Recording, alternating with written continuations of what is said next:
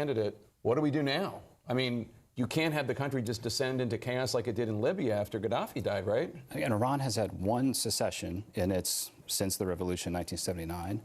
I think they're going to have a bit of a secession crisis here. They have a process in their basic law. You have to have there's an interim government with the president. I think he might be dead as well, a chief justice, then the Assembly of Experts meets and chooses a cleric, who that'll be. This is going to go on for some time. But if they choose a cleric, we're going to have the same thing. It's well, just I don't think they don't know who it's going to be, Jake. So nobody knows what's coming. If you have another cleric and another Islamic jurisprudence, they pretend to answer to God and speak for God?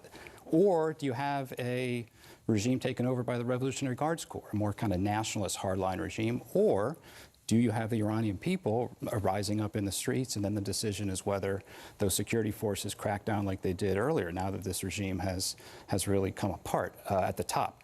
We don't know. We don't know. It is really unknown. The Colin Powell doctrine, remember, you break it, you own it.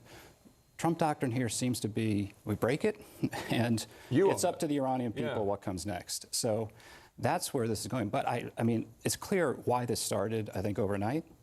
The fact that the Iranian leadership had this meeting, apparently, and clearly good intelligence. I think the decision was made to take advantage of that.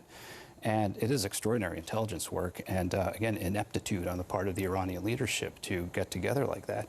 But we'll have to see. I'm watching very closely. One inflection point was whether the strike against Khamenei was successful. We now know it seems to have been successful.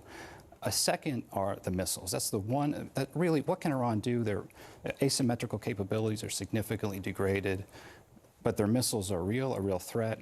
I know our military commanders are focused on trying to degrade those missile capabilities. And so we will see over the coming days whether they're able to get off the significant volleys like we saw in June that really test the air defenses. So the missiles are really the justification for this from President Trump was that they were not going to agree to anything when it comes to the nuclear deal. And they were, I think he said, days away from being able to build a nuclear weapon. I don't know that that's true. And also, soon they would be able to fire a ballistic missile at the United States. I guess it depends on what you mean by soon. Soon could mean in 2 years, but it certainly wasn't imminent. What really led to this? The protests in late December and January. President Trump drew a line. He said help is on the way. The supreme leader gave an order to crack down and kill thousands, perhaps tens of thousands of people. That led to this military deployment.